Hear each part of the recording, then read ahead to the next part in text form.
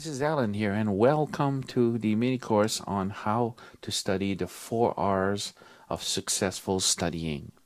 In this course, we're going to look at those and how to study successfully and take notes.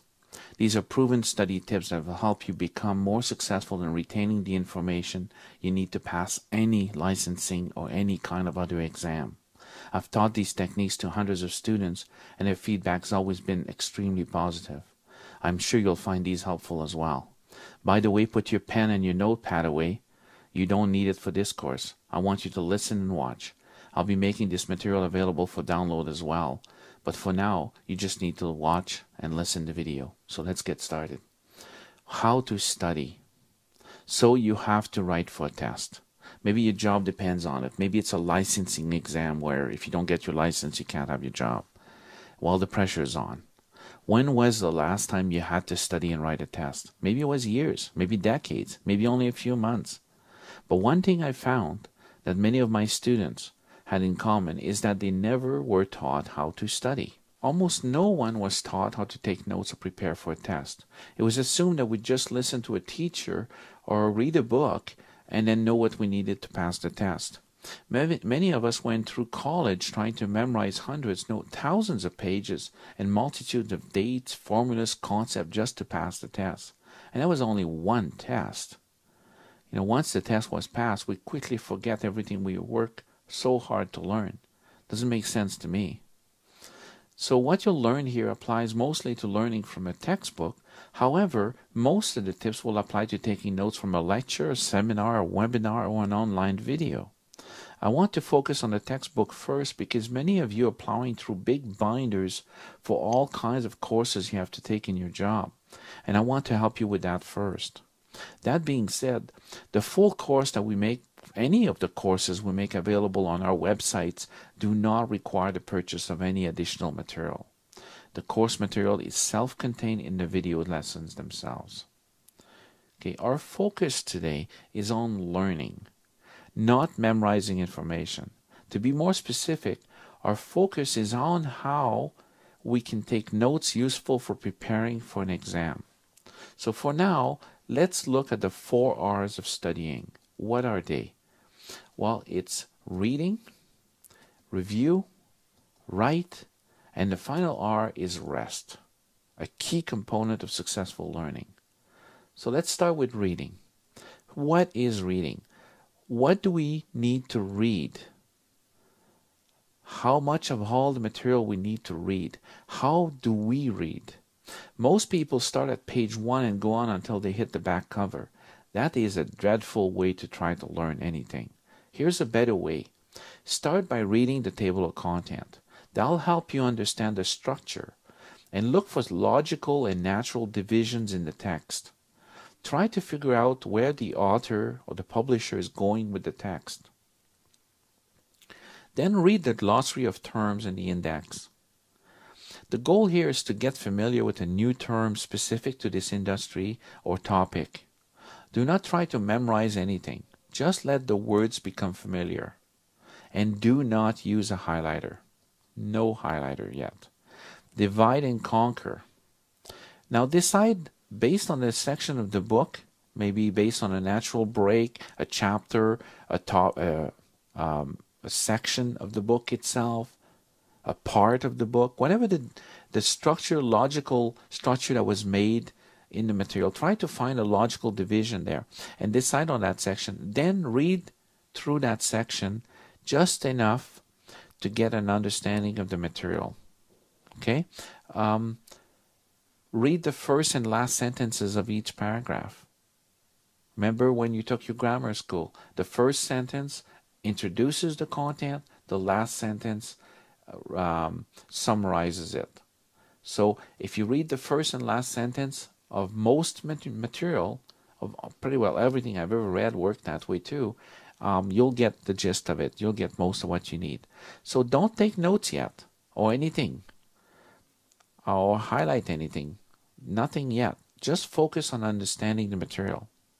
It's tempting at this point to take notes as you're reading the first time, but it is not an efficient technique for learning. You're likely to take way too much information down and most of the time simply copy without understanding. So don't take notes yet on your first reading, okay? And scan over the charts and graphics. Again, don't try to learn anything. Just scan over the information and let your brain work naturally and just focus on understanding. Review. After you read that section or chapter or whatever the logical division you decided to work on, don't go any further. Just then go back and locate the main ideas and important subpoints. And again, do not use a highlighter. How do you do that? Well, rely on the font styles. Bold, italics, box text. Okay, to identify the main ideas. Look at the illustrations, anecdotes, stories. What are they trying to reinforce in the material? Are there footnotes, division, sidebar? Look at those. Those are usually there to highlight information that you need to know. From any formatting hint, underline, different font. Those are sometimes key points that the publisher put in there, the publisher and the author put in there. And then read only the important and the key text. Like, be selective in your reading. Be selfish with your reading. Read only the anecdotes to reinforce and explain something you don't understand. The story they put in there to explain a point is not what you need to know. It's just to help you understand it. So don't read it if you do already understand the material. Don't read the footnotes and bibliographical references. That's too much information. You don't need that. Okay? And then paraphrase. Okay? Paraphrase the main ideas. Set the book aside and close the cover and then paraphrase the main ideas and concept of that section you just read, like a draft mode. Draw a mind map if you can. And we have a mini course on mind map.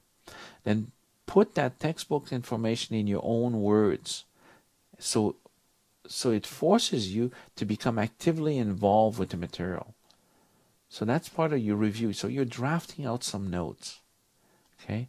And then now you're going to start writing some study notes out of this for you to study. You want to paraphrase the ideas and the concept. Now, those will become your notes. Now, you may want to use your earlier draft for that, or complement on your draft, but refer to the main textbook minimally, as little as possible. Rely only on your draft notes on what you remember, okay? And don't copy information from the textbook unless there are formulas or tables you need to memorize.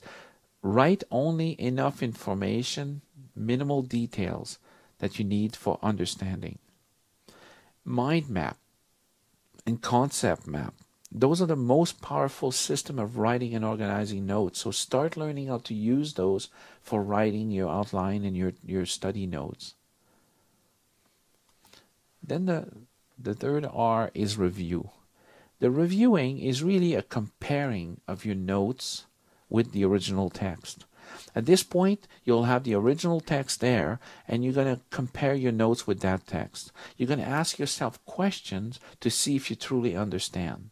Or you'll use a practice test or a practice exam if they are available to see that you understand the material as part of your review. Another way to review is teach it. Try to explain it to someone else. Teach it to your spouse, your pet.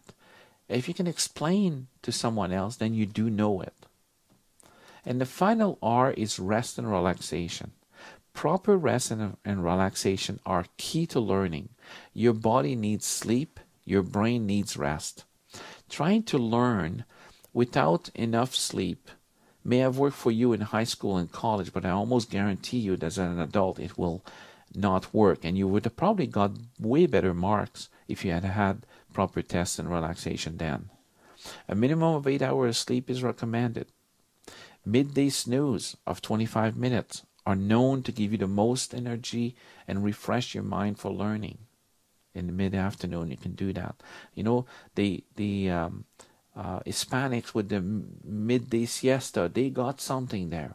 We've lost that in our North American culture. It's a very powerful thing. Take frequent breaks. Study in bursts, maybe a maximum of 50 minutes, and then take a 10-15-minute break.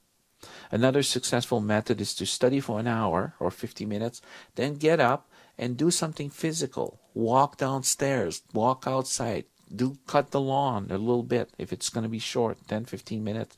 Go take a quick walk around the block. And then return to studying for another hour. Rinse and repeat. Don't go and try to study in blocks of 4 or 5 hours. You're just not going to be productive. Okay, nutrition. Nutrition is also important on how the brain absorbs information. Breakfast should be a fairly large meal, as it gives you the energy startup for the day. Keep your carbs intake at low level in midday. Otherwise, if you're not doing a lot of physical activity, you're going to feel sleepy. Okay? So nutrition, rest, and relaxation. And learn some relaxation techniques. We have a couple of videos that talk about that. But learn some good deep breathing techniques. You need to do that. That's what you need to do. It's very good for you. So I hope this has been helpful. Thank you very much, and we'll talk to you on the next video.